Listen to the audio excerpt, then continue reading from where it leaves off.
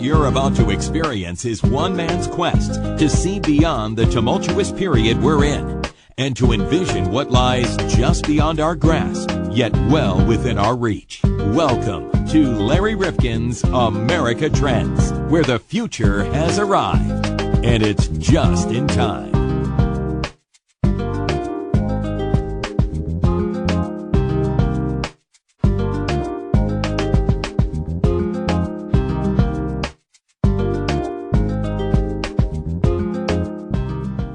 Welcome back to America Trends. Larry Rifkin and John Kropsic. And John, when you think of the way the foreign policy is made, do you imagine that the president calls the Secretary of State and the Secretary of Defense, and they sit down together to talk about the diplomatic options available and backup plans if the military is needed? Is that the way you imagine foreign policy is made? I would hope that the diplomatic would be first and foremost before they even sit down with the generals, because once you've gotten to the war part, what diplomacy do you have? I mean, you got guns.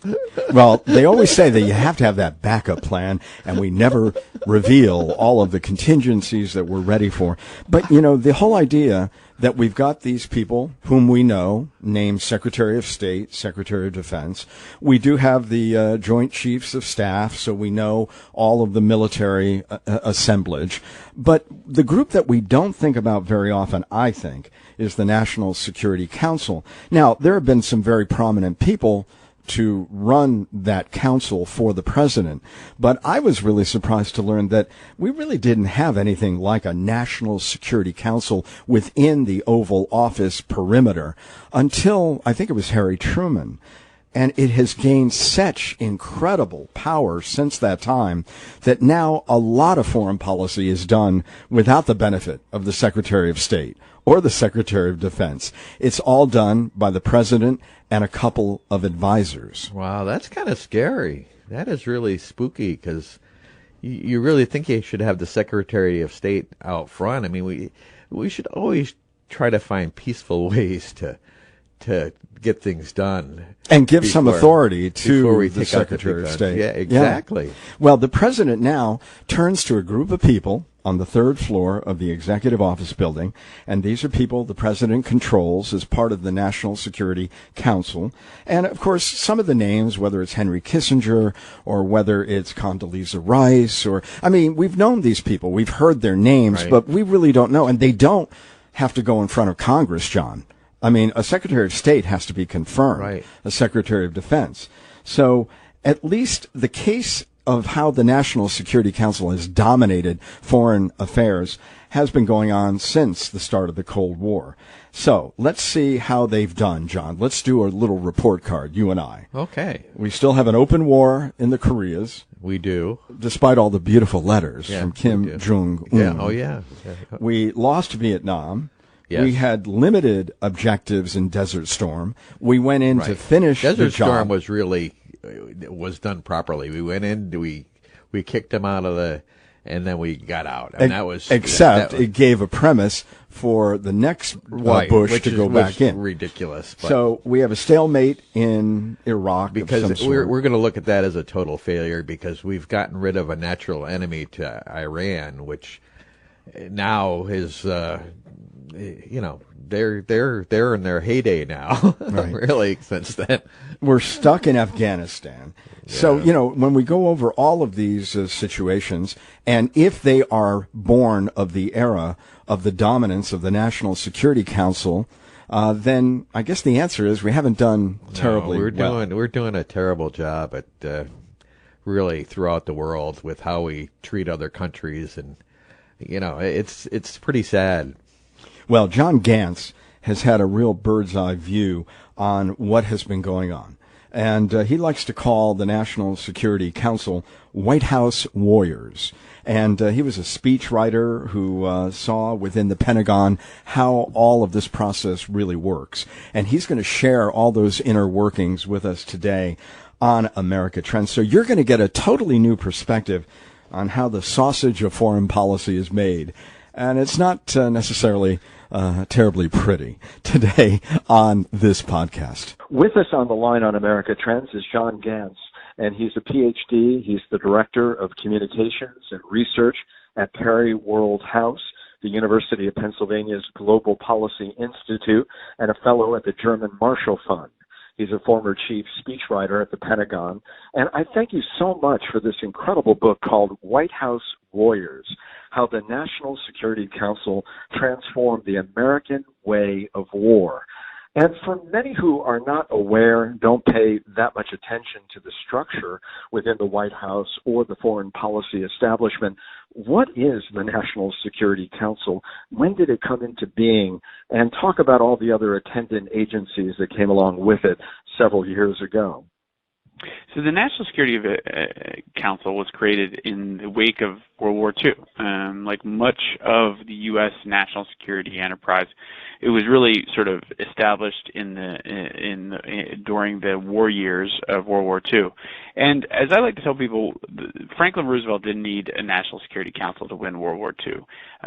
He mostly worked with a small collection of aides in the Oval Office, worked directly with Winston Churchill, the Prime Minister of the UK, and a few military officials he liked and trusted, but kept everybody else basically in the dark, including his own Vice President, Harry Truman, at the end. So he won World War II without a National Security Council, but all of government really thought he needed one because, you know, they looked at a global war against two great military powers, a growing government that needed more leadership and more hands-on leadership, you know, a increasing power of war with, you know, although it wasn't known to everybody, nuclear weapons was just one of the latest advances in technology. And so the rest of government, whether it was at the military, you know, the Air Force wasn't in existence then, but the Navy and the War Department, as the Army was called, were worried about this. The diplomats at the State Department were worried about trying to fight this global war and manage this giant government and manage these huge, powerful weapons with a relatively elderly president, mostly fighting a war alone from his wheelchair in the Oval Office. And so after World War II, basically, the government, led by the military, basically argued for a National Security Council that would basically put the president in a room with the biggest names in national security, you know, the Vice President, Secretary of State, Secretary of Defense, and a few others, to sit here and try to come up with the best answers to these big, pressing national security challenges, right?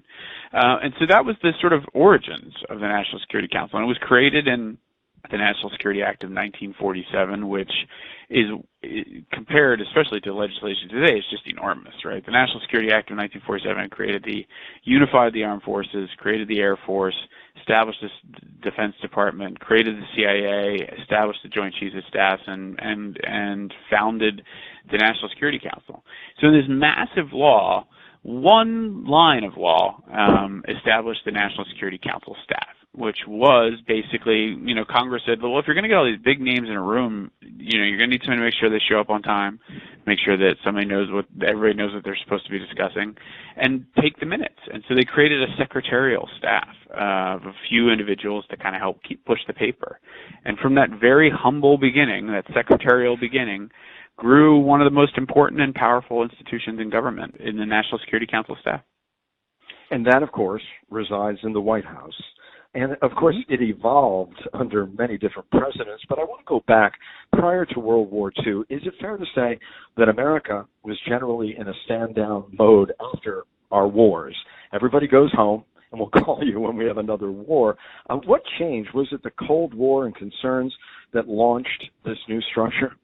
I mean, it was several factors. I mean, I think, you know, if you recall, right, the United States did start to demobilize after World War II. So there was a degree of demobilization. But a few things had changed by World War II. The first was government had grown much bigger, right? Just as the domestic apparatus of government grew as a result of the Great Depression, the foreign policy apparatus of government grew as a result of World War II, right? So you know, when I worked at the Pentagon as a speechwriter, I always like to tell people when they take a tour that the Pentagon itself, like one of the biggest office buildings in the world, was built during World War II. So we were fighting in Europe and Asia, and we still managed to build the Pentagon at the same time, which is kind of astonishing, like the scope of these projects. So government was getting bigger.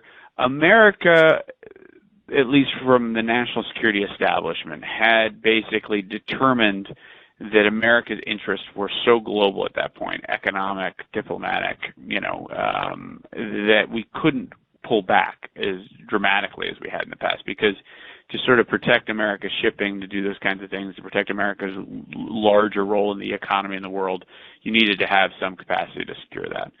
Nuclear weapons kind of changed the game, right? There was a suspicion that the United States wouldn't be the only ones with nuclear weapons. And in an era when, after Pearl Harbor, there was a suspicion that America was maybe not as isolated as it would have liked to have been, and nuclear weapons only sort of increased the stakes there. And then certainly soon after that, you had the Cold War really sort of take off, mostly with Korea, right? It was a hot war that helped make clear how much was needed in terms of a defense buildup. So, yeah, there had typically been a peace dividend. There had been a demobilization, but the United States didn't demobilize. And the National Security Council became the sort of hub of making the decisions about that undemobilized world, that global American empire, if you're thinking about it negatively, or just global America's reach that had never been maintained or even built before that. But can we point to this moment in time, this demarcation, as the first peacetime national security state?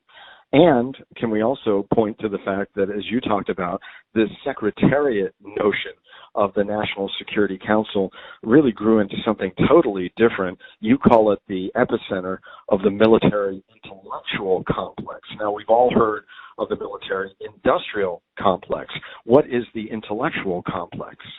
Well, the military and intellectual complex was not my line. That was the line of one of the reviewers of the book. So that's not my argument. So it's certainly a nice, catchy line, and I give the guy, and I'm blanking on his name because I don't exactly remember who wrote it. It was in the New Republic, which was a very thoughtful review. But I think what you basically saw is that as the United States became and maintained a global footprint, and as the United States proceeded into the Cold War, proceeded into hot wars, whether it was Korea, Vietnam, and more, and then as the United States stayed global after the end of the Cold War, which I think is probably one of the most underappreciated cruxes in American history, is when we just didn't demobilize after the Cold War, and especially after 9/11.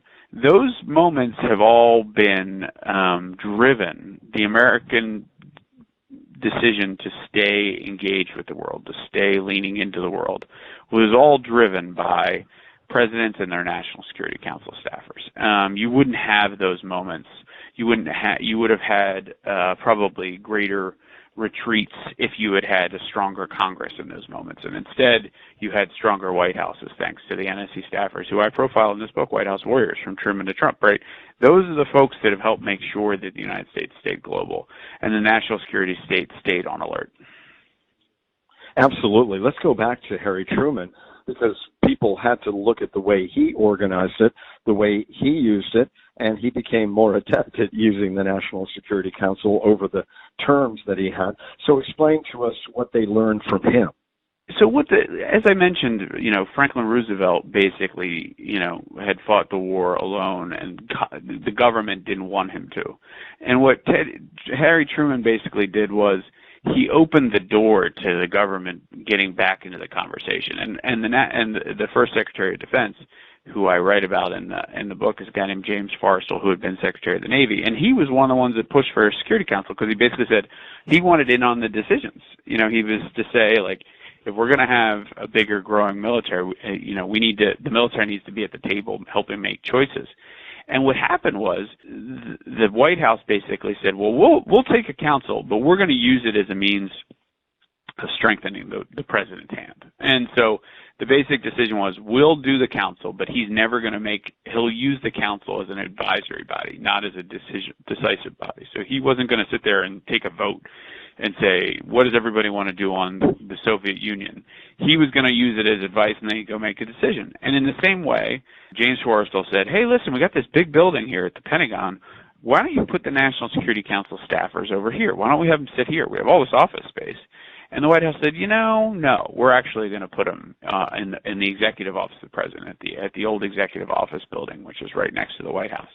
And in doing so, they basically said the staff is going to be here and serve as an enlargement of the president's staff and be dedicated to the president's interests. And each president since then has basically benefited from that decision, doubled down on it, and many of them helped push. I talk about John Kennedy, who ended up hiring James Forrestal's son, Michael Forrestal, to be on his NSC staff. Basically, empowered the staff to do even more, right? To do far more than that secretarial work, to in fact become the intellectual engine of foreign policy, and to work basically to give the president the best decisions he could make, and then fight like crazy to make sure his decisions were implemented.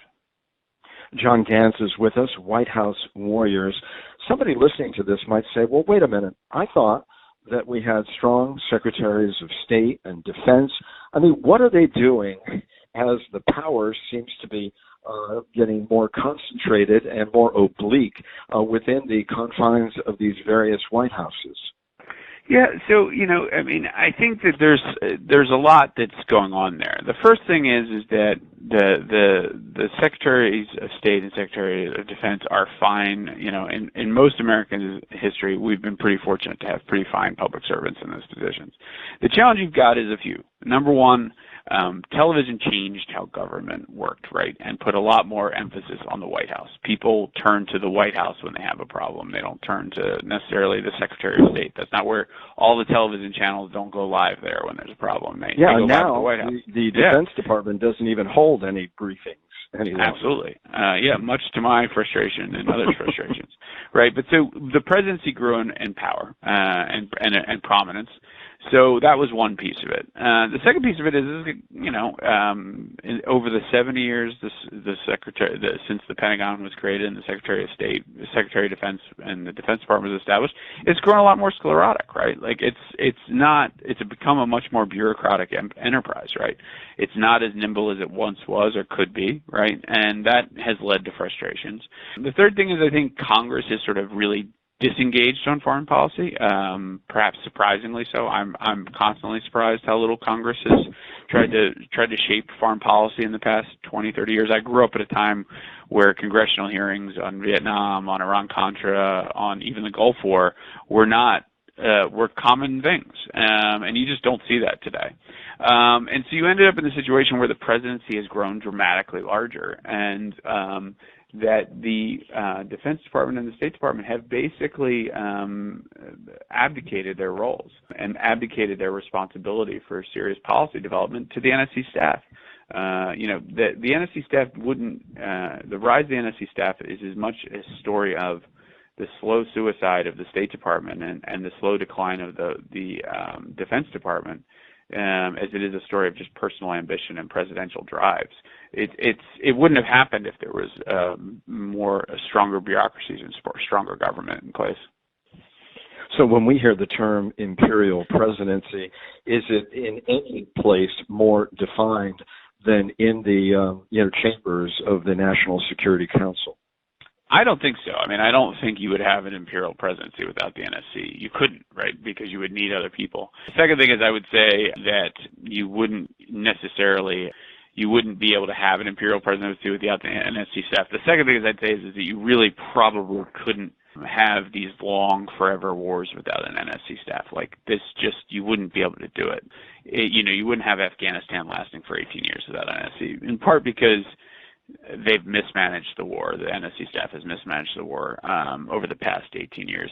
But the second reason is that just a change in presidents would have led to greater changes. But the fact is you've had a lot of consistency, in part because the NSC's been there, from 9/11 to today, helping, push for policies like maintaining the wars. There's been very little discussion of surrender or ending the wars, in part because the NSC staff really hasn't supported that discussion.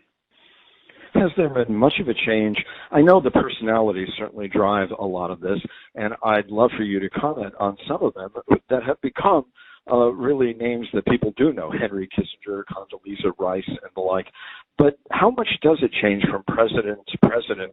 And give us some examples of some more effective than less effective National Security Council leaders and advisors to the president? Yeah, so it has evolved. So I think the first thing is that this book is two things. I would say it's war stories that most people have never heard, right? It's the inside, behind-the-scenes stories about the biggest decisions in war, from Korea and the decisions to escalate in Vietnam, like a coup against President Diem in South Vietnam that John Kennedy launched, to the decision to escalate in Vietnam in 1969, right? These are decisions to the surge in Iraq. These are decisions that literally everybody knows, but very few people know the behind-the-scenes stories.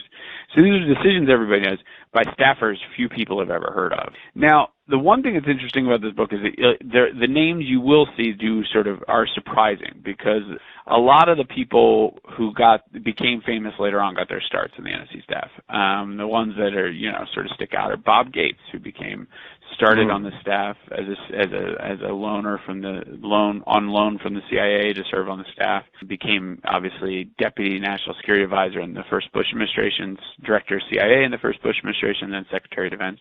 Condi Rice, the names going on, Susan Rice, Stephen Hadley. These are all people who went on to serve at the highest levels of government, who started their tenures. Madeleine Albright was one of her first big jobs in foreign policy, was on the NSC staff. So it's kind of an amazing thing, because when most people are working on the staff, you don't know who they are, but they very often go on to help shape American foreign policy from the highest ranks. When we look at the formal system of the way perhaps that we might all on the outside think that policy is derived versus the way it has evolved within the corridors of the National Security Council, I would think that a president, and explain to us if he did or did not, such as George H.W. Bush, might have a more establishment approach to it and want to do things more by the book, given the number of jobs that he held within the bureaucracy. Is that the case or no? Well, it's interesting. I think each president tends to grow in the job. What I would say is that the longer people are in office, the less likely they are to sort of rely solely on the bureaucracy to do what they want them to do. President after president basically takes a much more forceful role in shaping foreign policy, in part because they grow deeply frustrated by the sort of failure of the bureaucracy to sort of give them what they want. And these decisions in war are sort of perfect examples of that. I mean, you mentioned earlier George W. Bush, right? George W. Bush kind of basically sort of said to the Defense Department, you run the war however you want to run the war in Iraq, and basically said, I'm not going to micromanage the war and do what Lyndon Johnson did, which was, pick bombing raids in Iraq. But slowly, as the war went bad and went south, he sort of turned to NSC staffers. I talk in the book about Megan O'Sullivan, who was a young woman who served in Iraq as a civilian, came into government after 9/11, served in Iraq as a civilian, helping sort of write the Constitution in Iraq, and ended up at the White House and slowly rose up to become the president's sort of one of the president's go-to people on the NSC staff. And she alone, and with a few other folks, pushed hard for the surge in Iraq when nobody else wanted to do anymore. The military leaders in Iraq didn't want anymore. The Secretary of Defense didn't want anymore. The Chairman of the Joint Chiefs of Staff didn't want anymore. Secretary of State Condi Rice was hesitant. And Megan O'Sullivan, working with the National Security Advisors and a few others, basically pushed for the surge, wrote the surge, came up with the ideas, pushed for it. And then, George W. Bush looked at all this advice he was getting, looked at the polling, which in 2006 was terrible in the war, and said, you know what, I need to surge. And it was a credit to just her. And that's one of the reasons George W. Bush called the staff his personal band of warriors. I called Megan O'Sullivan one member of his personal band of warriors, which is where the book title comes from, right? White House Warriors, right? But that's why I worry, because that was really against the American people's wishes, right? And I basically make the point, these aren't just the White House's warriors, they're all of our warriors. They're yours, they're mine, they're American taxpayers. And so I feel as though their stories need to be told, and that's why I sort of push so hard to tell them. When we look at the various presidents, Democrats, Republicans, liberals, conservatives, there really hasn't been that one president who said, wait a minute, this is a total misuse of what this advisory role should be for the NSC, and I'm going to change it again, and I'm going to make it something that is more responsible to the people and not something that is much more of an interior function responsible to me. I'm a civilian. Maybe somebody would admit at some point that a lot of our latest presidents haven't had a great understanding of war. So tell us whether, in fact, you think there have been any of our recent presidents who really have shaped the NSC in a way that you imagine will be the standard going forward, or are they all just kind of following from one to the other? Well, there's two things I'd say. Is you've had a couple, only a few who've said, I don't want a powerful NSC, and Ronald Reagan is a good example of that. He basically came in office and said, I want the Secretaries of State, Secretary of Defense to sort this out. But he found what I think most presidents find, which is the stakes are too high and the responsibility on the White House is too high for me to just delegate this important responsibility. And, every bad thing happened. It hurt Reagan. It didn't hurt Cap Weinberger, who was the Secretary of Defense, or anybody else, right? So he was always in a position, he tried to basically send the power out, and what he found was that it was impossible to do and it's successfully. And unfortunately, his NSC grew much stronger to the point where they really got into some real mischief with Iran-Contra, which is, I think, what a lot of people remember.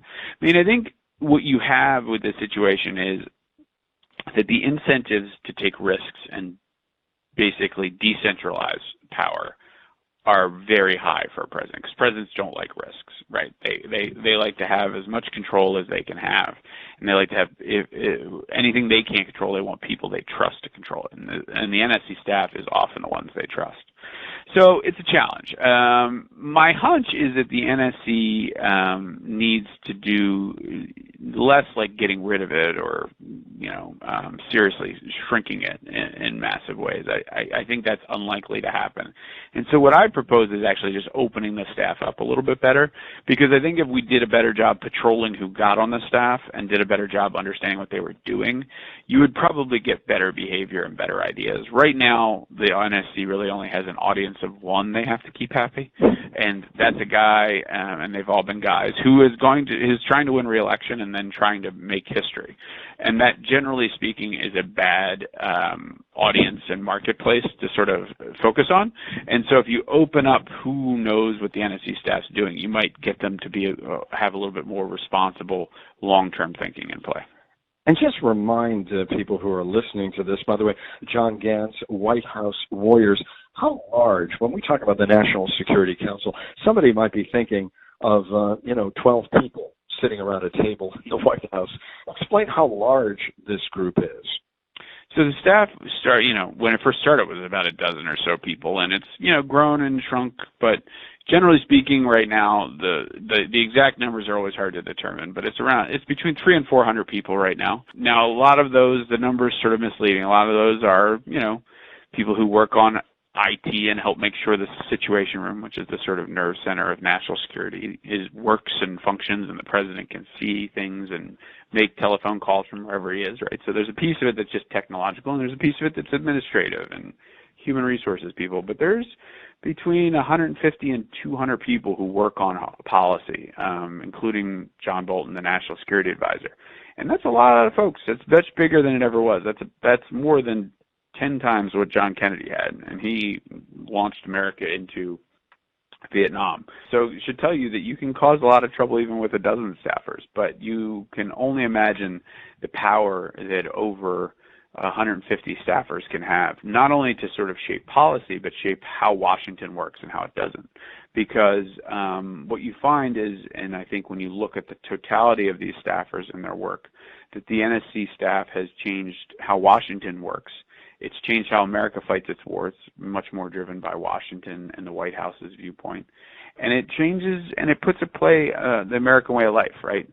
In part because, at a time where Americans trust their government a lot less, this sort of unaccountable power is a real risk that could backfire on both the presidents and the American people themselves. Is it worth pointing out that since we've had a National Security Council, aside from the Gulf War, which had limited objectives, that we really haven't won a war since that time. Yeah, it's not a great track record. I think Bosnia is a good one. That was a successful military intervention to stop a humanitarian disaster. So I think there's some credit due there, and the NSC staff was centrally involved in those decisions. But yeah, I mean, and it's hard. It's hard to say. These haven't exactly been easy fights, and if they had been, and the other options are always, we tend to forget what the other options are, which is, letting bad things happen. But it is not a great track or better record. Diplomacy. I mean, who picked a lot of these fights and who continued them? As you said early in the interview, we probably wouldn't be in Afghanistan still to this day without the constant, even though they're changing actors, advice of those within the NSC. Yeah, for sure. And so, I mean, it's always interesting. I talk to people in Washington, and they always have an excuse for this pattern of behavior and lack of success. And then you talk to people outside of it, and it's plain as day that an 18-year war is a failure, right? If you can't win a war in 18 years, something is wrong either with the war most powerful military in the world. Exactly. So it's one of those ones where it is a bad track record, and unfortunately, too many people on the NSC staff. Well, I was just working on my one little piece, and it's the president's responsibility and he's the accountable one. But the problem is that that's just, in my opinion, an unsustainable way to basically share responsibility, especially when the NSC staff has taken the opportunity when in a position of power to sort of pursue their own ideas and their own agenda. When we look at it, it was set up really as a quick response group because we're fighting a lot of these totalitarian regimes. And when you talked earlier about an audience of one, well, we have never had a president who wanted to be an audience of one to anyone who worked for him, that he needed to be satisfied and stroked and nurtured. And you were able to talk to former National Security Advisor H.R. McMaster. What is going on today in the NSC of Donald Trump? Well, I think, I was very thankful to get the opportunity to interview HR and a dozen or so other national security advisors and do interviews with everybody from Dick Cheney to NSC staffers most people have never heard of. It was a wonderful opportunity to sort of get to talk to all these folks.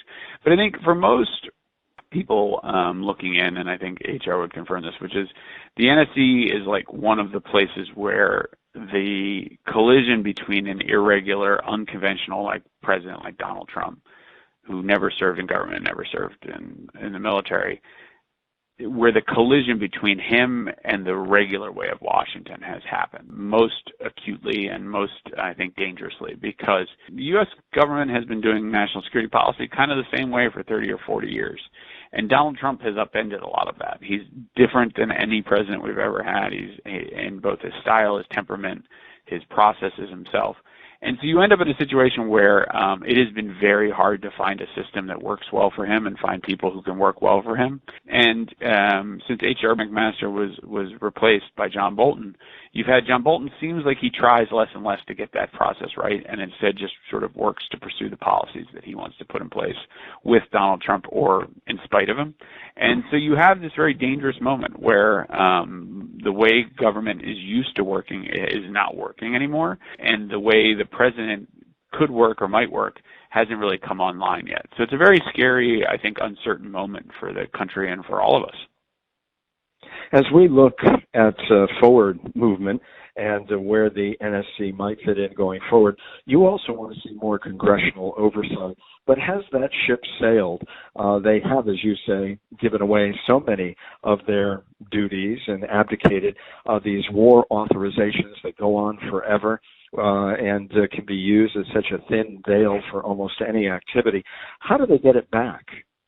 Well, I think my sense of it is that you actually it's a very interesting moment, because I think the Imperial Presidency, Donald Trump is perhaps the worst advertisement for the Imperial Presidency that's happened in a very long time since Richard Nixon. So there's a very good chance that Congress might, especially if he's reelected, seek to sort of disempower the Imperial President and go after the power of the presidency, right? Because it would help them reel him in and minimize the risks that he poses. And the nice thing about Congress is Congress does reboot, right? You actually have a lot of new talent in government, especially people who served in Iraq and Afghanistan wars. So there's an opportunity for Congress to re-exert its authority in new ways, and Donald Trump gives them plenty of motive and opportunity to do that. The other way this could go is, I think, if Democrats successfully defeat the president in 2020, you actually could see Democrats push for a stronger presidency, because they'll argue that the president needs to be a lot stronger to try and fix the things that Donald Trump broke. So you actually have, I think, the Imperial Presidency is actually sitting at the precipice right now and could go either way, and it will be very interesting to see. It's one of the many little side pieces of theaters and small dilemmas that will get resolved in the next couple of years that will have huge consequences for all of us. Just curious if you've heard anybody on the campaign trail thus far talking about the decision-making process within the foreign policy establishment and whether they wanted to make any wholesale changes, or is foreign policy not getting much of a tumble at this point in our politics? No, I mean, I think there's so far you actually haven't seen a lot of talk of foreign policy in general. A few speeches here and there, and you haven't heard many people get into the nuts and bolts of how policy is made. Process usually isn't a very hot topic. That said, very few people who run for president are interested in getting rid of some of the power of the presidency. So we'll be interested to see if that happens or not. But my hunch is that none of these people, once they get in office, will want to suggest that they're okay with getting rid of some of the power of the presidency. Well, a remarkable book, of course, 100 interviews conducted, including 12 national security advisors, more than 10,000 original documents. I recommend the book highly. White House Warriors, John Gans. Thank you so much for being with us today on America Trends. Thanks so much for having me on. I really appreciate the opportunity and love to come back again soon. America Trends Podcast is part of the MHNR Network, mhnrnetwork.com.